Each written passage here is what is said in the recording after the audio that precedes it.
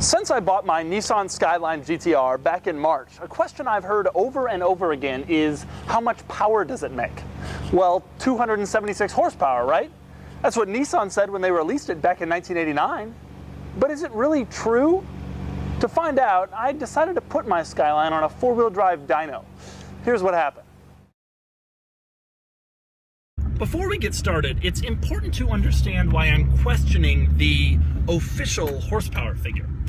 Back in the 80s, the Japanese automakers entered into a gentleman's agreement. For safety reasons, they wouldn't exceed 300 horsepower. On paper.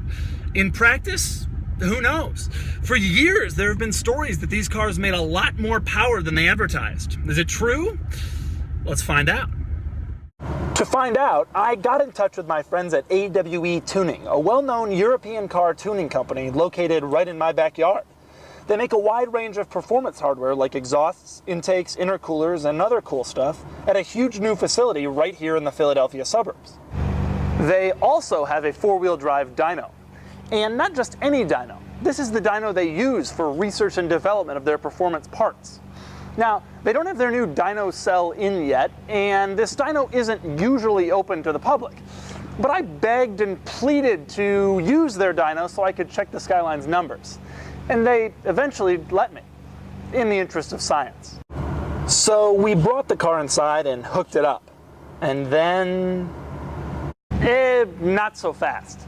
Before we get started, it's important to understand the difference between wheel horsepower and crank horsepower. Now, dynos measure horsepower at the car's wheels, where it's actually putting power to the ground.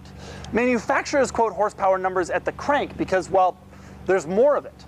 The difference between wheel horsepower, which is what we'll measure today, and crank horsepower, which is where that 276 horsepower figure comes from, is usually about 15%.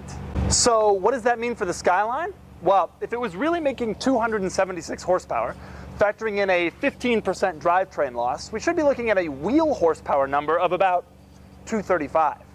So how did it do? Here's the first run.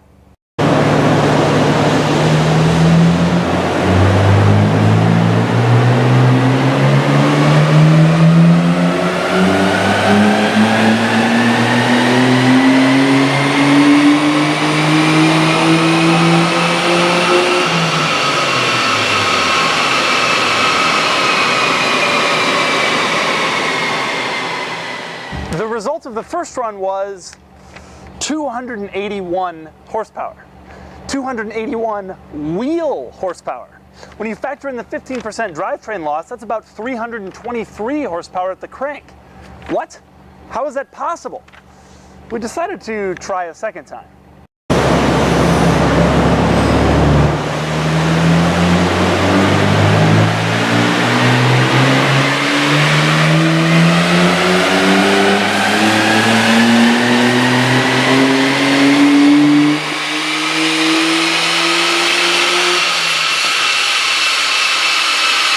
The second run will surely be more reasonable, right?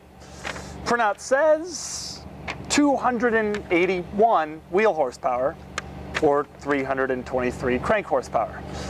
Okay, third time's the charm.